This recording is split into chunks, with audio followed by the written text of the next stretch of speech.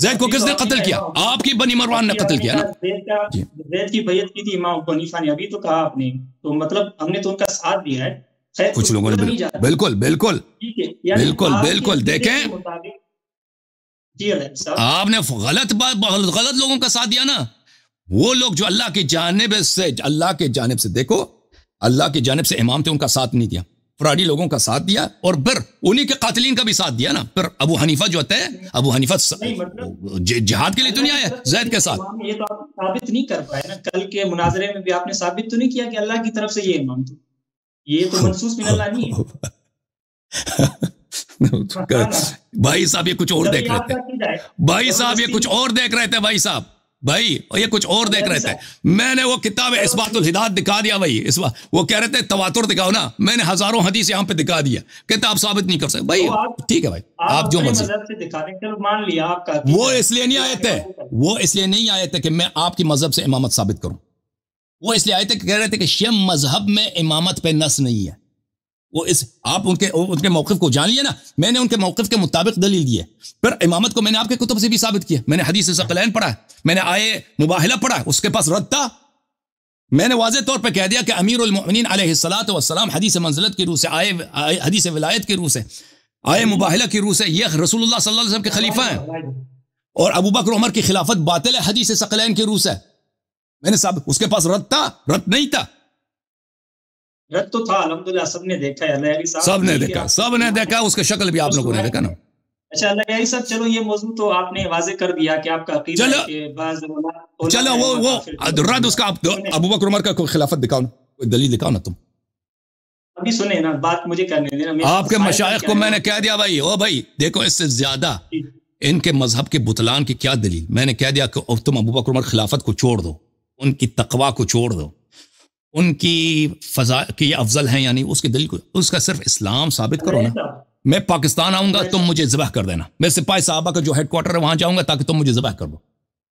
میں اپنا نام بھی چینج کروں گا، غلام عائشہ رکھ دوں گا. میں نے کہا ابھی تک تمہارا کوئی مرد پیدا ہوا ہے اس کا اسلام ثابت کرنا؟ کہتے ہیں وہ جی. سنیں اللہ صاحب، آپ دوسرا سوال ہے میرا اسی پر، جو ابھی آپ نے کہا نا کہ ایمان اسلام ابو بکر ثابت کرو، وہ تو آپ اسلام مانتے ہیں نا، جیسے ولید اسماعیل نے ثابت بھی کیا اور آپ نے اقرار بھی کیا. چلو ظاہری اسلام میں نے بالکل ثابت نہیں کیا، وہ کاٹ کے بھاگ گیا بھائی. جو شخص مناظرہ جب ہمارا جب اتفاق ہوا ہے کہ 10 منٹ وہ بات کرے گا، 10 منٹ میں بات کروں گا، میرے دلیل سنے بغیر اس نے کاٹ کے بھاگ گیا ہے، تو وہ آپ کیسے کہتے ہیں اس نے ثابت کر دیا؟ یہ آپ کی بے ایمانی ہے نا. جو شخص کاٹ کے بھاگ جاتا ہے وہ کیسے اس نے ثابت؟ اگر اس کے پاس دلیل ہوتی وہ کاٹ کے بھاگ نہیں جاتا، اس نے مناظرہ کرنا ہی نہیں تھا. 1.5 منٹ میں اسے کاٹ کے، مجھے میں بتایا بھی نہیں ہے کہ میں کاٹ کے بھاگ جاتا ہوں، مجھے پتہ ہی نہیں چلا کہ وہ کاٹ کے بھاگ گیا. آپ کو اقرار کرنا تھا نا کہ میں اسلام میں ابو بکر مانتا ہوں، وہ آپ سے یہی مطالبہ کر رہا وہی اسلام جو وہی اسلام جو عبداللہ ابن ابی ابن سلول کا ہے، وہی اسلام کی جو قرآن مجید میں اللہ تعالیٰ فرماتا ہے بسم اللہ الرحمن الرحیم اذا جاءك المنافقون قالوا نشهد انك لرسول الله والله يشهد انك لرسوله والله يشهد ان المنافقين لكاذبون. منافق جب آپ کے پاس آتے ہیں وہ شہادت کہتے ہیں کہ ہم قسم کھاتے ہیں، شہادت دیتے ہیں کہ آپ اللہ کے رسول ہیں، اور اللہ شہادت دیتا ہے آپ اللہ کے رسول ہیں، اور اللہ شہادت دیتا ہے کہ جھوٹے ہیں. یہ کس کے ذمت میں؟ سن لو ہم جو ابو بکر کا اسلام کہتے ہیں ابو بکر مسلمان تھا، وہی جو عبداللہ، اگر تم کہتے ہو عبداللہ ابن ابی ابن سلول جو منافق تھا بظاہر رسول اللہ صلی اللہ علیہ وسلم اس پہ اسلام کے احکام جاری کرتے تھے، اس پہ نماز بھی پڑھی، پیغام سن لو پلیز سن لو ہم ابو بکر کے متعلق ہمارا موقف سن لو. ابو بکر کے متعلق ہمارا موقف یہ ہے کہ اس کا وہ منافق تھا، جیسے عبداللہ ابن ابی ابن سلول جو تھا وہ مسلمان تھا، اسی طرح وہ اگر اس کو مسلمان مانتے ہو تو ٹھیک ہے، عبداللہ ابن ابی کو اگر تم مسلمان مانتے ہو، ابو بکر کا اسلام بھی ثابت ہو گیا. ہم ابو بکر کا وہی مانتے ہیں. ان لوگوں پر رسول اللہ صلی اللہ علیہ وآلہ وسلم نے اسلام کے احکام جاری کیا، لیکن اس کا مطلب یہ نہیں تھا کہ وہ مسلمان تھے، یہ منافق تھے. قرآن شہادت دیتا ہے کہ یہ لوگ رسول اللہ صلی اللہ علیہ وسلم کو گالی دیتے تھے، اور اللہ نے کہہ دیا کہ یہ جھوٹ کہتے ہیں، کی شہادت جھوٹی ہے. ٹھیک ہے نا، ہماری بات بھی سنتے ہیں، بولتے ہیں آپ ہمیں بولنے نہیں دیتے. بات یہ ہے کہ ابھی آپ تو پھر آپ جھوٹ نہ بولیں کہ میں نے ابو بکر کا اسلام کا اعتراف کیا ہے، تو میرا جو بات کامل ہے وہ نقل کرو. چلو ٹھیک ہے. ابھی آپ میں سوال ایک میرا کہ آپ تنبیہ کو موجب کفر سمجھتے ہیں، جیسے ہفتے اعمال سے آپ کفر کی دلیل پکڑتے ہیں نعوذ باللہ، تو یعنی آپ کے نزدیک تنبیہ موجب کفر ہے؟ دیکھیں سورہ دیکھیں، اگر اللہ تعالیٰ کہتا ہے نا کہ آپ یہ کام کرو گے تو اس کا جرمانہ یہ ہوگا، ہم اس کو تصدیق کریں گے۔ اللہ تعالیٰ نے جب کہہ دیا قرآن مجید میں کہ اگر تم آواز بلند کرو گے تو تمہارا عمل حبط ہو جائے گا، تو ہم تصدیق کریں گے، ہم کہیں گے آمنا، جس نے آواز بلند کی اس کا عمل حبط ہو گئے، ٹھیک ہے نا؟ یہ تنبیہ کس کو بولتے ہیں؟ اجازت دو بات کرنا، سوال کیا؟ سوال کرو، سوال کیا؟ سن لو، تنبیہ کس کو بولتے ہیں؟ یعنی خبردار کرنا، خبردار، تو اس کے بعد پلیز سن لو، پلیز سن لو، پلیز سن لو، پلیز سن لو، پلیز سن لو۔ اللہ تعالیٰ نے کہا کہ تمہیں پتہ ہو یا نہ ہو اس کی سزا یہ ہے، ٹھیک ہے؟ تمہیں پتہ ہو یا نہ ہو اس کی سزا یہ ہے کہ تمہارا عمل حبط ہو جائے گا اگر تم آواز بلند کرو، ہم اس کی تصدیق کریں گے۔ ابو بکر عمر کو پتہ تھا یا نہیں تھا کہ اس کے عمل حبط ہو جائیں گے؟ ان کے عمل حبط ہو گئے، ہم اس کی تصدیق کرتے ہیں۔ اب میں جواب دوں حضرت؟ جواب دو۔ وہاں پہ انہوں نے جب آواز اونچی کی، آپ بخاری سے روایت پیش کرتے ہیں، اس بخاری کی روایت میں لکھا ہوا ہے اس کے بعد اتنی ہلکی آواز ہوتی تھی کہ رسول اللہ صلی اللہ علیہ وسلم کو بار بار پوچھنا پڑتا تھا، دوبارہ پوچھنا پڑتا تھا کہ کیا بولا ہے آپ نے؟ تو مطلب جب اللہ نے تنبیہ کی اس کے بعد تو انہوں نے آوازیں اونچی نہیں کی ہے نا، تو آپ کے نزدیک اگر سنیں، مجھے بولنے دیں ایک منٹ، تو موجب تنبیہ موجب کفر ہے آپ کے نزدیک، نعوذ باللہ۔ تو میں آپ سے سوال کر رہا ہوں کہ یا ایھا النبی لم تحرم ما احل اللہ، تو نعوذ باللہ پھر تو آپ کے عقیدے مطابق حضور بھی اللہ کے حلال کردہ کو حرام کرتے تھے، پھر نعوذ باللہ پھر یہاں کیا بولیں گے آپ؟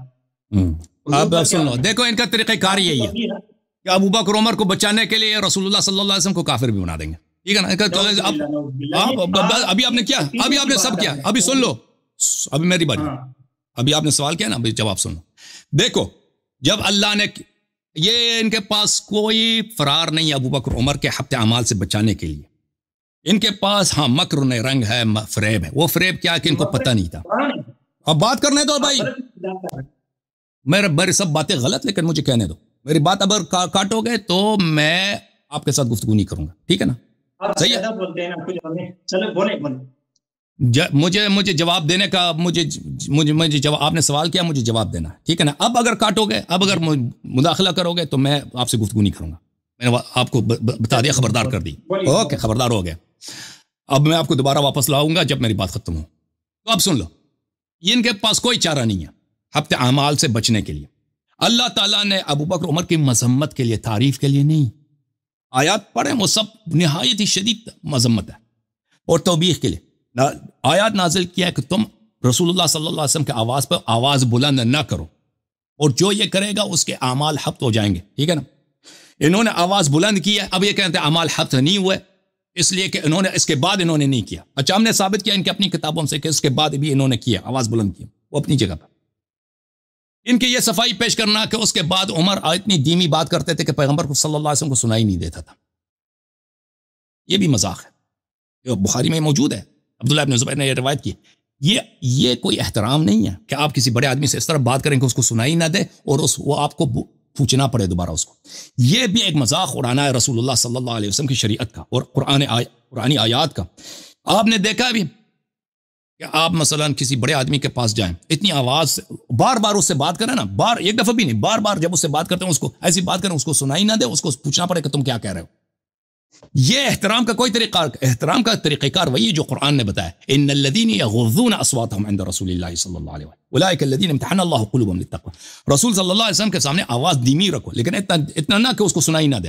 اور یہ کسی بھی شریعت میں قرآن نے یہ حکم تو نہیں دیا کہ اس طرح بات کرو کہ پیغمبر کو سنائی بھی نہ دے، قرآن نے تو کبھی نہیں کہا نا، یہ بھی تو مذاق اڑانا ہے ایک آدمی کا، وہ اذیت کرنا۔ تو یہ جو آپ صفائی پیش کر رہے ہیں دراصل صفائی نہیں ہے، اس شخص کا مذاق اڑانا ہے نبی صلی اللہ علیہ وسلم کا۔ جو صفائی یہ ہے کہ ان کو پتہ نہیں تھا، کیا چیز پتہ نہیں تھا بھائی اس کو؟ دیکھیں رسول صلی اللہ علیہ وسلم کے نبی ہیں، یہ پتہ نہیں تھا، پتہ تھا بھائی نبی، یہ پتہ نہیں تھا کہ کسی بڑے آدمی کے سامنے، بالخصوص اگر وہ نبی اس کے سامنے بلند آواز بات کریں یہ بے ادبی ہے، یہ پتہ نہیں تھا، پتہ تھا۔ اس کی دلیل کیا ہے؟ قرآن نے خود کہہ دے ان الذین یغضون، اسی وقت وہاں پر ایسے لوگ تھے جو اپنی آواز دھیمی رکھتے تھے۔ اللہ نے اسی وقت جب ابو بکر عمر کی مذمت نازل کی ان لوگوں کی تعریف کی ہے جو آواز دھیمی رکھتے ہیں، تو لوگوں کو پتہ تھا کہ آواز دھیمی رکھتے ہیں، اور ہمیں پتہ ہے یہ ہر کلچر میں یہی ہے، ہر ثقافت میں یہی ہے۔ آپ امریکہ میں آ جائیں، چائنا چلے جائیں، اور عرب میں چلے جائیں، روس میں چلے جائیں، بڑے آدمی محترم شخص کے سامنے آواز بلند نہیں کرتے۔ یہ سابق بھی تھے، یہ हमारे ज़माने में भी यही है।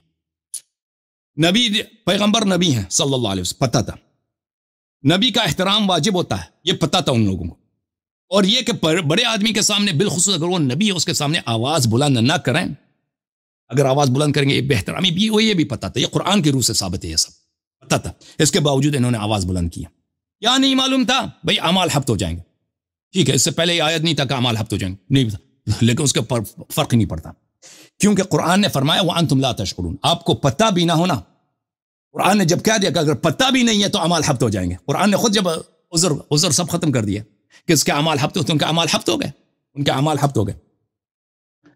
तो ये है आपका अपने अमाल का। और अब पैगंबर पे जो उन्होंने तोहमत लगा दी, या अय्युहन-नबी लिमा तुहर्रिमु मा अहल्लल्लाहु लक तब्तगी मर्दात अज़वाजिक, कि पैगंबर सल्लल्लाहु अलैहि वसल्लम ने तो भी किया है, अगर अबू बकर उमर ने क्या ये किया है कि पैगंबर सल्लल्लाहु अलैहि वसल्लम के सामने ऐसा फ़ैल अंजाम दिया है, तो नबी ने भी ऐसा किया है, नबी ने भी हलाल को हराम बना दिया। सुभान अल्लाह, सुभान अल्लाह, नस्तजीरु बिल्लाह, नस्तजीरु बिल्लाह। ये तुम्हारा फहम है कुरान से, कुरान यही कह रहा है, पैगंबर सल्लल्लाहु अलैहि वसल्लम ने हलाल को हराम बना दिया, हराम को हलाल बना। देखें रसूलुल्लाह सल्लल्लाहु अलैहि वसल्लम के ने कसम खाया कि ये मेरी कनीज है, मैं इसके पास नहीं जाऊंगा, ये बिल्कुल जायज़ है, ये हराम नहीं है। कि पैगंबर सल्लल्लाहु अलैहि वसल्लम, कोई भी शख्स अगर उसकी कोई माल है, मेरा पेन है, ठीक है ना, मैं कहता हूं मैं इस पेन को इस्तेफादा नहीं करूंगा, मैं इस पेन को यूज नहीं करूंगा, ये कोई हराम है भाई, मेरा पेन है, मैं इसको 10 साल के लिए यूज नहीं करता, 10 साल के बाद यूज करूंगा, मैंने वह अहद कर लिया, मैं नहीं करूंगा। ये कोई न मैंने किसी हलाल को हराम बनाया, ना किसी हराम को हलाल, शरीयत मैंने चेंज नहीं किया, ये शरीयत में जायज़ है मेरे लिए, नबी सल्लल्लाहु अलैहि वसल्लम के लिए भी जायज़ है, नबी सल्लल्लाहु अलैहि वसल्लम के लिए जायज़ है कि वो अपनी कनीज के पास ना जाए, जो उसकी मर्जी, कनीज है, कोई वाजिब नहीं है कि उसके पास चले जाए, ठीक है ना। नबी सल्लल्लाहु अलैहि वसल्लम ने हलाल को हराम नहीं बनाया, हराम को हलाल, उन्होंने एक जायज़ चीज़ जो शरीयत में है कि वो अहद कर लें, अल्लाह से कसम खा लें कि मैं इस कनीज के पास नहीं जाऊँगा, इससे बिस्तर नहीं हो जाऊँगा, इसके करीब नहीं जाऊँगा, ये उनके लिए बिल्कुल जायज़ है। ये किस लिए किया था? क्योंकि उनके 2 ज़ौजा आयशा हफ्सा ने उनके खिलाफ काम किए थे, बुखारी में मौजूद है, मुस्लिम में मौजूद है, ज़ाहिर किया था दुश्मनी की। ये जो आया है ये नहीं कह रहा कि पैगंबर सल्लल्लाहु अलैहि वसल्लम ने हलाल को हराम बनाया, पैगंबर सल्लल्लाहु अलैहि वसल्लम ने अपने लिए, देखिए मैं अगर कहता हूं मैं पेन को यूज नहीं करता, मैं अपने आप को इस पेन से महरूम रखता हूं, मैंने इस पेन को अपने लिए ममनू करार दिया, मुहर्रम करार दिया। पैगंबर सल्लल्लाहु अलैहि वसल्लम ने इस ज़ौजा को अपने लिए कसम खा के इस कनीज को अपने लिए हराम करार दिया। ये कोई मजम्मत नहीं है अल्लाह की जानिब से, आपने ऐसा क्यों किया? ये नबी सल्लल्लाहु अलैहि वसल्लम के लिए ये है कि अल्लाह ताला उसको शफकत के तौर पर कि आपके अज़वाज ने आपको इतना डांटा है, आपको इतना तंग किया, इतना अज़ियत किया कि आपको एक हलाल चीज़ जो आपकी कनीज़ है कि उनके पास आप जाना चाहें तो जा सकते हैं, ये आपने अहद किया कि मैं उनके पास नहीं जाऊंगा। आप क्यों इन औरतों की जो है रज़ा को मद्देनज़र रखते हैं? आप जो है क्या करें, आप अपने कसम का क्या करें, अपने कसम का कफ़ारा दे दें और उस खातून के पास, मारिया क़िब्तिया रज़ियल्लाहु ताला अन्हा के पास जाएं। तो ये हुआ था असल मामला। पैगंबर सल्लल्लाहु अलैहि वसल्लम ने शरीयत में चेंजेस नहीं किए थे। ये कि पैगंबर सल्लल्लाहु अलैहि वसल्लम अल्लाह के हलाल को हराम बना दे, शरीयत में चेंज करें, ये बहुत बड़ा बहतान है पैगंबर पर, जो इन लोगों को करना पड़ता है अबू बकर उमर को बचाने के लिए, क्योंकि बचा ही नहीं सकते ना। पैगंबर सल्लल्लाहु अलैहि वसल्लम को ये काफिर बना देंगे अबू बकर उमर को बचाने के लिए। जी मजीद बोलें। लहरी साहब, एक तो आप लंबी तकरीर करते हैं और अपनी तरफ से हम पर इल्जामात भी थोपते हैं, चलो ये आपकी अपनी सवाबदीद है। बात ये कि नऊज़ बिल्लाह सुम्मा नऊज़ बिल्लाह हुजूर पाक के लिए कोई इस तरह कहे कि वो अल्लाह के हलाल को हराम करते, तो ये तो शरीफ कुफ्र है। लेकिन यहाँ पे आपने वही पाकीज़ा इस्तिदलाल किया जो हम वहां से मुराद लेते हैं ना हुजूर पाक सल्लल्लाहु अलैहि वसल्लम के लिए। बात उधर तंबीह पर आप कुफ्र का हुक्म लगा रहे हैं नऊज़ बिल्लाह, और यहाँ पाकीज़ा तावीलात कर रहे हैं जो कि होनी भी चाहिए और हमारे ईमान का तकाजा है, और यही तशरीह या तफसीर बेहतर की है आपने। सुन रहे हैं आप लहरी साहब? जी जी सुन लो। हाँ, कोई किसी और की, मैं जूम पे हूँ तो किसी और की सामने तस्वीर आ रही, तो मैं ये अर्ज कर रहा हूँ कि देखें सूरह तहरीम की आपने बेहतरीन पाकीज़ा तफसीर कर दी ना, तो आपने जाहिर को लेकर एक बातिल इस्तिदलाल नहीं किया, तो ये भी हम भी यही करते हैं, तो वहां पे आप एक तंबीह को मौजिब कुफ्र समझ रहे हैं। तो अल्लाह ने कुरान में जा बजा तंबीहात किए अंबिया इकराम को, तो क्या वहां से आप बातिल इस्तिदलालात करेंगे कि नऊज़ बिल्लाह अंबिया भी शिरक कर सकते हैं या ये वो, क्योंकि अल्लाह ने उनको भी कहा गया आप सुन लो भाई, किया तो تنبیہ میں ہمیں پتہ کہ یہ تنبیہ کیا ہے، وہ تنبیہ کیا ہے، ٹھیک ہے نا، وہ شفقت ہے، اظہار شفقت ہے، اللہ تعالیٰ نے اظہار شفقت کی نبی صلی اللہ علیہ وسلم سے سورہ تحریم میں، ٹھیک ہے نا۔ یہاں پہ اللہ نے خبردار کیا ہے جو آواز بلند کرے گا، دیکھو واضح ہے قرآن کی آیت، جو تصدیق نہیں کرتا اس پہ اللہ کی لعنت ہے، جو آواز بلند کرے گا اس کا عمل حبط ہو جائے گا، یہ قرآن کی آیت ہے یا نہیں ہے؟ جو نبی صلی اللہ علیہ وسلم پہ آواز بلند کرے گا اس کا عمل حبط ہو جائیں گے، ہے کہ یہ نہیں؟ تنبیہ یہی ہے کہ نہیں ہے؟ اللہ تعالیٰ نے تنبیہ فرمائی، اس کے بعد آوازیں نیچی، اور بھائی تنبیہ یہی ہے نا، تنبیہ یہی ہے کہ جو آواز بلند کرے گا اس کے اعمال حبط ہو جائیں گے، یہ کیا نہیں کیا؟ ایسا نہ ہو کہ حبط ہو جائے، صحیح ہے، صحیح بات، صحیح ہے نا، صحیح ہے۔ اور یہ بھی فرمایا آپ کا عمل حبط ہو جائے گا، آپ کو پتہ ہو یا نہ ہو آپ کا عمل حبط ہو جائیں گے، ٹھیک ہے نا۔ ان لوگوں کو پتہ تھا بھائی، ان لوگوں کو پتہ تھا کہ یہ پیغمبر ہیں، ان کو پتہ تھا پیغمبر کی عزت کرنی چاہیے، ان کو پتہ تھا کسی عظیم انسان کی بے عزتی اس میں ہوتی ہے کہ اس کے سامنے آپ شور شرابہ کریں۔ سن لو بھائی، سن لو بھائی، اس کے باوجود، بالکل اس کے باوجود انہوں نے، میری بات ختم ہو تو بولے نا، میں خاموش ہو جاؤں گا بھائی، جب آدھا منٹ بھی نہیں دیتے آپ، اوکے، خدا حافظ آپ کا۔ یہ کیا میں نے آپ کو بار بار خبردار کیا تھا نا، میں نے آپ کو بار بار خبردار کیا کہ آپ مجھے میری بات نہ کاٹا کریں نا، وہ آپ کے پاس کیونکہ دلیل نہیں ہوتی، وہ آپ مجھے بار بار کاٹ رہے ہیں۔ جب نبی صلی اللہ علیہ وآلہ وسلم ابھی جو جس جرم کی مذمت کے لیے اللہ نے نازل کیا آیا، آپ کے عمل حبط ہو جائیں گے بھائی، جس کی مذمت میں یہ نازل ہوئی اس کا عمل کیسے حبط نہ ہو؟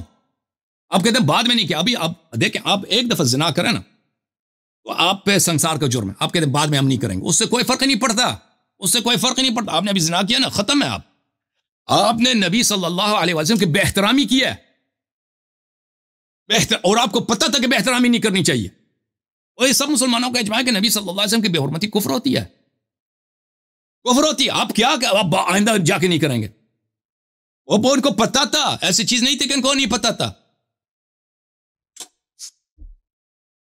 میں آپ کے ساتھ گفتگو کرنا چاہ رہا تھا کہ مزید آپ کی باتیں سنوں، لیکن اس طرح گفتگو نہیں ہوتی کہ آپ مجھے بات نہ کرنے دیں۔